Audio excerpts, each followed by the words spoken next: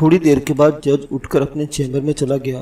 15 minute बाद वो नमूदार हुआ और आकर अपनी कुर्सी पर विराजमान हो गया। फिर इसने मुल्जिम आफ्ताब आलम को हवाला पुलिस करने के अहकामात जारी कर दिए। इसने खास तौर पर पुलिस को हदायत की थी कि अरसा 7 योम के अंदर अंदर चालान अदालत में पेश कर दिया जाए। इसके साथ ही जज ने अदालत बर्खास्त करने का ऐलान कर दिया। हम अदालत के कमरे से बाहर निकले तो फौजी ने पूछा, बेग साहिब आपका क्या ख्याल है? वो मरदूद आप अपने जुर्म का इकरार कर लेगा? मैंने कहा, पुलिस वाले ये काम करवाना बड़ी अच्छी तरह जानते हैं। इसने तो पहले भी पुलिस को भारी रिश्वत देकर खरीद लिया था। फौजिया ने अपने दिली खदशात का इजहार किया। क्या वो अब ऐसा नहीं कर सकता? अब ये मुमकिन नहीं रहा, मेरे बजाय खलीकुज़्ज़मान ने कहा। बेग साहिब ने भरी अदालत में जिस तरह साबिक तफ्तीश अफसर सरफराज शाकुर अगेदा है और बादजा मुल्जिम के करतूतों की निकाब कुशाई की है, इसके पेश नजर पुलिस अब कोई कच्चा हाथ नहीं डालेगी। मैंने कहा, मौजूदा हालात को देखते मैं ये कह सकता हूँ कि अब पुलिस पूरी कोशिश करेगी कि वो मुल्जिम से इकबाल जुर्म करवा ले, वरना खुद इनके फंसने के इम्कानात रोशन है। इसके बाद वो दोनों मियाँ बीवी अपनी गाड़ी की जानिब बढ़ गए। मैं एक दूसरी अदालत की तरफ जाने लगा तो बरामदे के एक सिरे पर मुझे मुल्जिम के ज़ईफ वालिदैन खड़े नजर आ गए। मैं गैर इरादी तौर पर इनके करीब चला गया।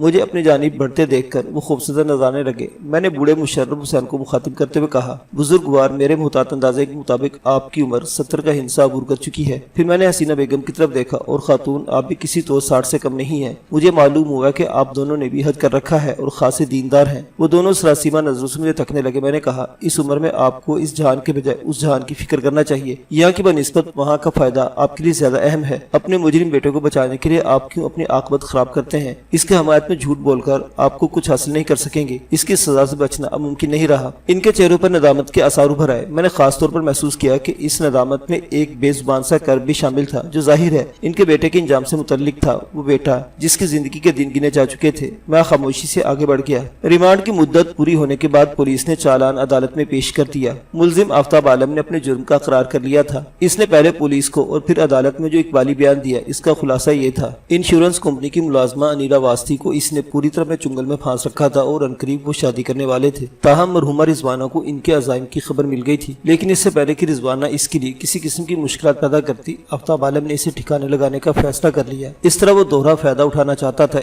एक तरफ इसे रिजवाना से निजात मिल जाती और दूसरी जानिब वो पॉलिसी की रकम हासिल कर लेता। आफ्ताब आलम ने रिजवाना को ठिकाने लगाने के कई मंसूबे बनाए और बिगाड़े, हत्ता कि इस वक्त इसकी मुश्किल आसान हो गई जब रिजवाना ने बाकायदगी से छत पर जाकर कबूतरों के लिए दाने पानी का इंतजाम करना शुरू कर दिया। इसने तय कर लिया कि चुपके से धक्का देकर रिजवाना को छत से नीचे गिरा देगा। वो भी इस तरह के रिजवाना को भी इस साजिश का एहसास नहीं होगा। वो यही समझेगी कि अचानक पांव फिसल जाने से वो गिर गई थी। आफ्ताब आलम ने अपने मंसूबे पर अमल करने के लिए 25 दिसंबर का दिन मुंतखब किया था, लेकिन वक़ुआ के रोज जब वो घर आया तो रिजवाना ने हस्बे मामूल इससे लड़ाई झगड़ा शुरू कर दिया। फिर बात इतनी बढ़ गई कि नौबत हाथापाई तक जा पहुंची। इसी दौरान में आफ्ताब आलम ने फैसला किया कि अच्छा मौका है, इससे फायदा उठाना चाहिए। चुनांचे हाथापाई के दौरान में इसने रिजवाना का सर अपने मजबूत हाथों में दबोच लिया। फिर जोरदार अंदाज में बेड के किनारे से इसके सर को टकरा दिया। बेड के किनारे रिजवाना के सर के दरमियान तसादुम खासा शदीद साबित हुआ। रिजवाना की गर्दन एक जानिब ढलक गई। शोर की आवाज सुनकर आफ्ताब के वालिदैन भी वहां पहुंच गए। मुलाजमा शहनाज इन दिनों अंदरूनी सिंध अपने घर वालों से मिलने गई हुई थी। घर में सिर्फ घर के अफराद ही थे। उमर रसीदा और जहादीदा हाजी मुशर्रफ हुसैन ने देखते अंदाजा लगा लिया कि रिजवाना के वजूद में जिंदगी की कोई रमक बाकी नहीं थी। दोनों मियां बीवी अपने बेटे से बहुत मोहब्बत करते थे। चुनांचे सब सर जोड़कर इस मसले का हल सोचने लगे। आफ्ताब के मुकारा ज़ेन छत से गिरने वाला आइडिया पेश किया, जिस पर सबने इत्तफाक किया। इसके बाद जो कुछ पेश आया इसकी तफसील बताने की जरूरत नहीं है।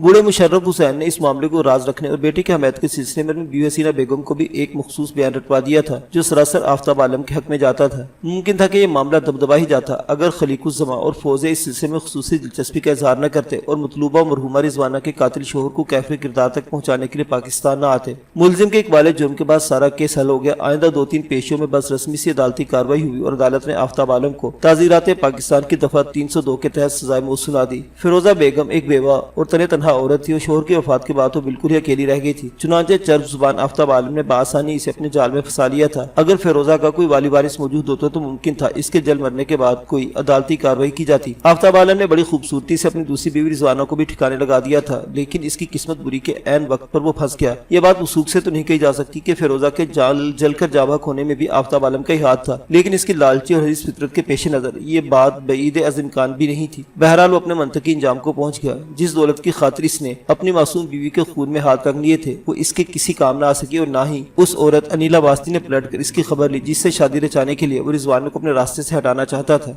दौलत के हुसूल के लिए अंधाधुंध भागने और इस दौर में बुरे भले की तमीज खो देने वालों का बिल आखिर यही इंजाम होता है। मुअज़्ज़िज़ समीनी हज़रात, आपको ये बेग साहिब की कहानी कैसी लगी? अपनी आरा का इज़हार कमेंट बॉक्स में कीजिएगा। کہانی سننے کا شکریہ۔ اللہ حافظ۔